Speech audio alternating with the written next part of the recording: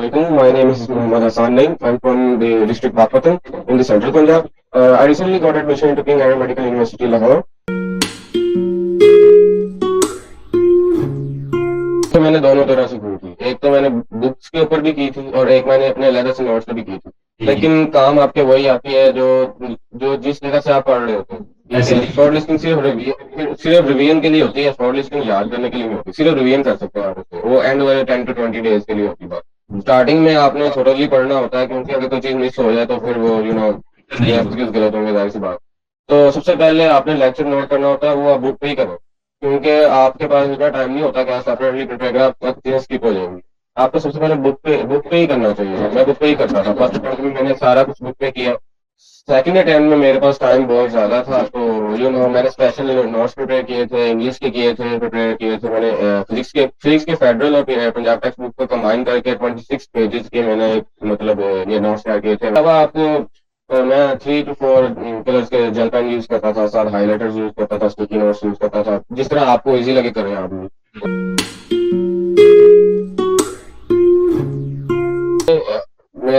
मेरा ये होता था, मैं जब फर्स्ट मेरी रिवीजन होती थी तब मैं सिर्फ ब्लू कलर यूज करता था। सेकंड मेरी रिवीजन होती थी तो मैं 3 to 4 कलर्स यूज करता था। That depends on the person. कुछ लोग यूज करते हैं टेप्स वगैरह यूज करते हैं, कुछ लोग हाईलाइटर्स यूज करते हैं, तो और कुछ स्टिकी नोट्स यूज करते हैं। तो स्टिकी नोट्स यूज करने चाहिए, लेकिन वो स्टिकी नोट्स सिर्फ बुक्स पे ही यूज होते हैं। आप नोट्स पे तो आपको खुली जगह आपको जरूरत ही नहीं पड़ती स्टिकी नोट्स।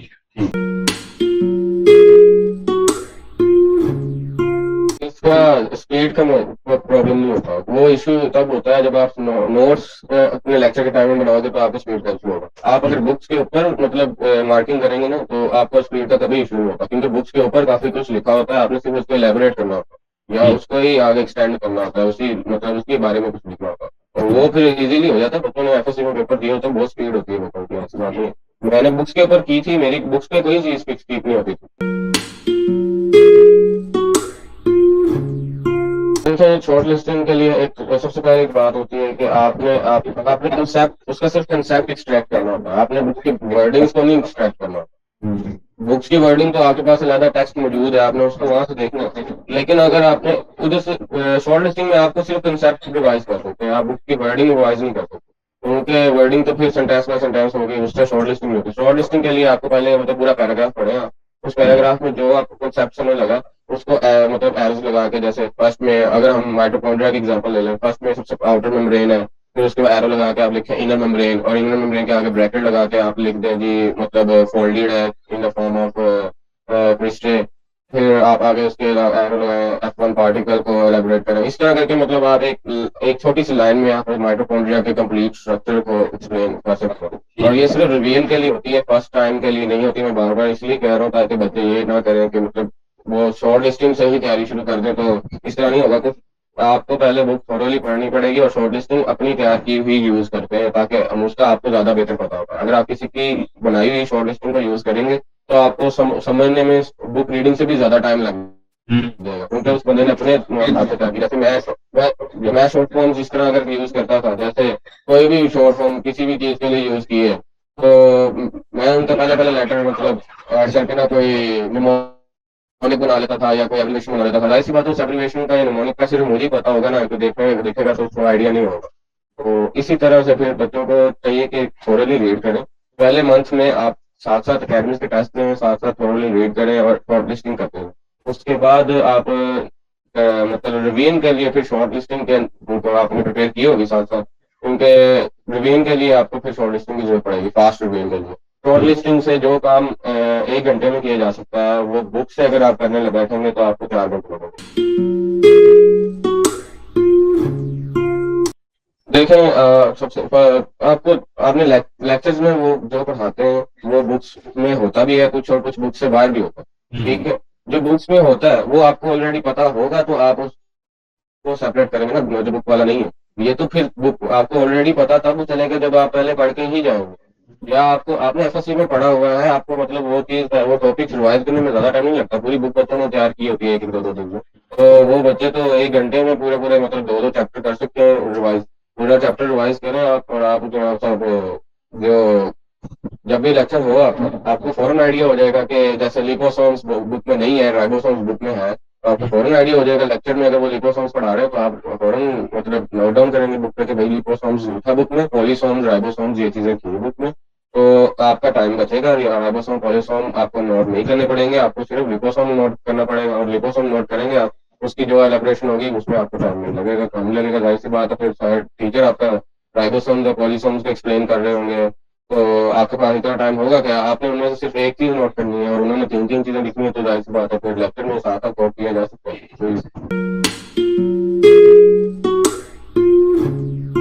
अच्छा, सबसे पहले तो हम केमिस्ट्री की बात कर लेते हैं। केमिस्ट्री में जो था, हम केमिस्ट्री में आपको पता है केमिस्ट्री में फार्मूलाज होते हैं, इक्वेशन होती हैं, कन्वर्जन होती हैं, उसके अलावा केमिकल्स होते हैं, उनकी मतलब आगे प्रॉपर्टीज होती हैं, वो सब कुछ होता है। तो उसकी शॉर्ट लिस्टिंग सबसे इजी होती है, क्योंकि उसके अंदर ना फॉर्म उसमें उसमें वो फिजिक्स की तरह डेरिवेशन भी नहीं है, ना फार्मूलाज है, ना यूनिट्स है, ना बायो की तरह उसमें लाइन टू लाइन कंसेप्ट है।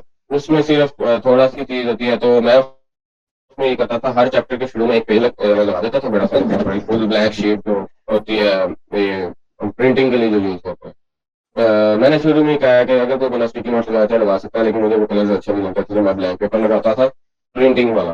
तो ब्लैंक पेपर वो मैं हर चैप्टर के शुरू में एक ब्लैंक पेपर होता था। अगर 16 चैप्टर है तो पूरी बुक में 16 ब्लैंक पेपर्स होते। अब उस चैप्टर का सारा एक्सट्रैक्ट, उस चैप्टर के सारे इंपॉर्टेंट थिंग्स, जो भी फैक्ट्स थे, इंपॉर्टेंट एमसीक्यूज थे, वो सब कुछ मेरा उस ब्लैंक पेपर पे होता। वो ब्लैंक पेपर था रिवीजन के लिए। मैंने आपको शुरू में बताया कि बुक्स पे शॉर्ट लिस्टिंग करना सबसे ईजी है, क्योंकि सब आधी से ज्यादा चीजें बुक्स पे ऑलरेडी मौजूद होती हैं। लेकिन जो टीचर्स प्रोफेसर वगैरह पढ़ाते हैं हमें उसमें लेक्चर्स में पढ़ा रहे होते हैं, तो वो चीजें कुछ एक्स्ट्रा बता रहे होते हैं। तो वो चीजें भी आप उस पे ब्लैक पेपर के मेरे एक साइड पे सारी वो चीजें होती थी जो फेडरल में और केपीके वगैरह में थी और हमारी बुक्स में नहीं थी, और एक साइड पे सारी शॉर्ट लिस्टिंग होती थी और इम्पोर्टेंट एमसीक्यूज होते थे, और वो चीजें होती थी जो बुक में इंतहाई छुपी हुई होती हैं और पता नहीं चलता होता फौरन एक फौरन देख लो। तो एक तो ब्लैक पेपर ने मेरी उस ब्लैक पेपर ने बहुत हेल्प की। मैं पूरी बुक रिवाइज कर सकता था उन ब्लैक पेपर्स की वजह से, सिर्फ और सिर्फ एक डेढ़ घंटे। मैं वही बात कर रहा हूँ कि आपको आपने स्मार्ट वर्क करना, हार्ड वर्क तो सारे ही करते हैं। वहाँ पे जितने बच्चे होंगे वहाँ पे 50% तो हार्ड वर्क करके आते हैं, ऐसे कोई नहीं आता। तो स्मार्ट वर्क जो करेगा, कॉन्फिडेंस से जो बैठेगा, वही जीत। एक ब्लैक पेपर लगा लें हर चैप्टर के शुरू में और उसमें शॉर्ट लिस्टिंग करना। मतलब शॉर्ट लिस्टिंग ये इस तरह है कि आपने पहले इंट्रोडक्शन पढ़ा चैप्टर का, उसमें कोई एक इंपॉर्टेंट चीज होगी, जैसे कि वो शुरू में लिखा हुआ है कि जी कि आप जो पहले ऑर्गेनिक मैटर था वो प्रोड्यूस नहीं किया जा सकता लैब में, तो उन्होंने यूरिया की एग्जांपल दी हुई है वहाँ पे। तो उसको नोट करने के लिए आप शॉर्ट लिस्टिंग में लेके जा सकते हैं, पूरा पैराग्राफ में सिर्फ वो एक पॉइंट था एक्सट्रैक्ट करना। उसके बाद आगे जाके फिर इस तरह ही पूरी बुक में आप रीड करते जाओ, साथ साथ आपको आइडिया होता जाता है कि ये चीज है इम्पोर्टेंट नोट करने वाली, ये चीज है। तो पूरे पूरे पेज में सिर्फ सिर्फ चार से पांच लाइंस बनती हैं जो एक्सट्रैक्ट की जाती है। उसके बाद जो कन्वर्जन होती हैं वो तो बुक से एग्जैक्टली लिखी होती हैं, उनका उनको नोट करना बनता नहीं है। आप वो पूरा पेज पेज आपका तैयार हो जाएगा, एक पेज पे आपका पूरा चैप्टर आ जाएगा। उसके बाद उस पेज को आप टर्न करें, उसकी बैक साइड पे सारे इंपॉर्टेंट एमसीक्यू, जो इम्पोर्टेंट फैक्ट्स हैं, वो ये सब चीजें नोट करें। ये सब करने के बाद आपके पास फिर भी स्पेस बच जाती है, क्योंकि इतना बड़ा पेज है, आपने मतलब फुल फुल भरना थोड़ी है, आपने सिर्फ अपने आप को हिंट्स देने हैं अपने आप के लिए, मतलब एरोज लगा के, जिस तरह मैंने आपको पहले बताया, outer membrane, inner membrane, holdings, crystal, F1 particle, इस तरह आपने एलैबोरेट करना है। वो एक ही लाइन बनेगी पूरी, मतलब सब कुछ उसमें आ जाएगा। हमने यहाँ पे वही उसी सिनेरियो पे लेकर चलना है, बायो को हमने कंप्रेस करना है, हर चैप्टर को हमने पूरा करना है। इस तरह मैंने केमिस्ट्री की थी। फिजिक्स का ये था, फिजिक्स में मटेरियल बहुत ज्यादा होता है, एक पेज पे नहीं पूरा था, तो उसकी मैंने फिर अलहदा से पूरे एक मतलब ब्लैक पेपर मैं यूज किए थे, पूरे कम्प्लीटली फुल लेंथ का ब्लैक पेपर, जो वो सब कुछ करके उसके ऊपर मैं चार चार लाइनें लगा देता था, 4 और 5 ब्लॉक्स बन जाते थे, सेक्शन होते थे। तो मेरा एक एक चैप्टर एक एक पेज पे उसमें पूरा आता था। वो मैं इस तरह वो मतलब काफी फुल साइज का ब्लैक पेपर होता है, तो उसमें 4 to 5 सेक्शन बन जाए, तो आप हर सेक्शन में थोड़ा थोड़ा लिखते कर सकते हो। दूसरा, उसमें फिजिक्स में आपके पास फार्मूलाज बहुत ज्यादा होते हैं, डेरिवेशन होती है, तो उसमें कलर्स यूज करना बहुत जरूरी हो जाता है, नहीं तो बंदे पागल होने वाला हो जाता है कि मतलब इस तरह तो नहीं पढ़ा जाएगा। तो वहाँ पे कलर्स ज्यादा यूज करने पड़ते हैं। तो एक फिजिक्स का और एक केमिस्ट्री की शॉर्ट लिस्टिंग का ये थोड़ा सा क्लिक होगा। बाकी इंग्लिश जो है, इंग्लिश सारी की सारी गेम्स ही रूल्स और एक्सेप्शन का बता, 3 word, rules exception vocab, rules exception vocab, that's it. और अगर आप चाहते हैं कि मतलब तो इंग्लिश की कोई शॉर्ट लिस्टिंग आई गेस है नहीं लेकिन मैंने उसका ये किया हुआ था कि मैं रूल्स के कुछ पेजेस बनाए हुए थे। वो रूल्स के पेजेस थे, वो भी एटलीस्ट 20 to 30 पेजेस थे। अगर वो भी कोई एक स्टूडेंट एक दिन में एक पेज करता जाए तो वो 30 डेज में आप इंग्लिश अपनी बहुत अच्छी तैयार कर सकते हो। और साथ से वो कहते 20 वर्ड्स 30 वर्ड्स करते गए आप, तो इंग्लिश 1 मंथ में बहुत अच्छी प्रिपेयर की जा सकती है। जहाँ तक बायो की शॉर्ट लिस्टिंग की बात आती है, तो बायो की शॉर्ट लिस्टिंग सबसे मुश्किल काम था मेरे लिए। हो सकता है किसी को कोई और सब्जेक्ट मुश्किल लगे, लेकिन बायो की शॉर्ट लिस्टिंग मुझे सबसे डिफिकल्ट लगती थी, क्योंकि उसकी हर लाइन में कोई ना कोई कंसेप्ट होता था, कोई और बात होती थी, कोई वर्ड जरूरी होता था। दूसरा उसके अंदर फेडरल के बुक्स हमारे कैसे, फॉर एग्जाम्पल इम्यूनिटी का एक टॉपिक है, हमारी बुक में इम्यूनिटी का एक टॉपिक है, चैप्टर नंबर 14 है, फर्स्ट ईयर बायो में आएगा। तो वो सिर्फ 2 पेजेस है हमारी बुक में, टू पेजेस है, उससे थोड़ा सा ज्यादा, बस यही है। और आप अगर उसको फेडरल पे खोलेंगे तो आपको 14 to 16 पेजेस मिलते हैं। आई मीन इतना ज्यादा गैप है। उसके बाद आप अगर केबीके की बुक खोलते हैं तो वहां पर भी 13 to 14 पेजेस होंगे। मतलब वो फेडरल से दो दो एक दो पेजेस कम होंगे, लेकिन आपकी बुक से वो भी ज्यादा ही है। वो भी ज्यादा ही है। तो जब मैंने ये देखा था ना, तब मैंने कहा कि भाई इसकी शॉर्ट लिस्टिंग नहीं हो सकती, इसकी सिर्फ मार्किंग हो। तो बायो के अंदर सबसे ज्यादा टाइम लगता है। अगर आप मैं 8 घंटे लगाता था तो मैं 4 घंटे बायो को ही लगाता था। बाकी फिजिक्स की प्रैक्टिस करने में ज्यादा टाइम लगता है। बाकी केमिस्ट्री जो होती है, केमिस्ट्री के एमसीक्यू, वो आपका माइंड ओपन कर देते हैं। मतलब आपको ब्रॉडली आप एक चीज को कंप्रीहेंड कर सकते हो। और इंग्लिश को मैं सिर्फ रोज का 1 घंटा। बहुत से बच्चों का हमसे ये सवाल होता है कि भाई आप हमें कोई अच्छी सी प्रैक्टिस बुक सजेस्ट करें जिसको यूज करते हुए हमारी तैयारी और प्रैक्टिस भी अच्छी हो जाए और साथ ही साथ वो बुक इकोनॉमिकल भी हो और हमारे लिए इजीली एक्सेसिबल भी हो। इस सिलसिले में हमने अपने चैनल पे 50,000 सब्सक्राइबर्स पूरे होने पे डोगर बुक्स के साथ एक सीरीज ऑफ मीटिंग्स की और उन मीटिंग्स के नतीजे में ये डिसाइड किया गया कि डॉक्टर हमजा अशरफ की तमाम यूट्यूब, इंस्टाग्राम और फेसबुक फैमिली को 10% डिस्काउंट दिया जाएगा डोगर पब्लिशर्स की तमाम बुक्स पे। ख्वाह वो बुक एमडी कैट की है, एकेयू की है, नम्स की है, एएफएनएस की है, सीएसएस की है, ये जितनी भी बुक्स आपको डोगर पब्लिशर्स या डोगर बुक्स की वेबसाइट पे देखने को मिलेगी, उन तमाम बुक्स पे आपको 10% डिस्काउंट मिलेगा।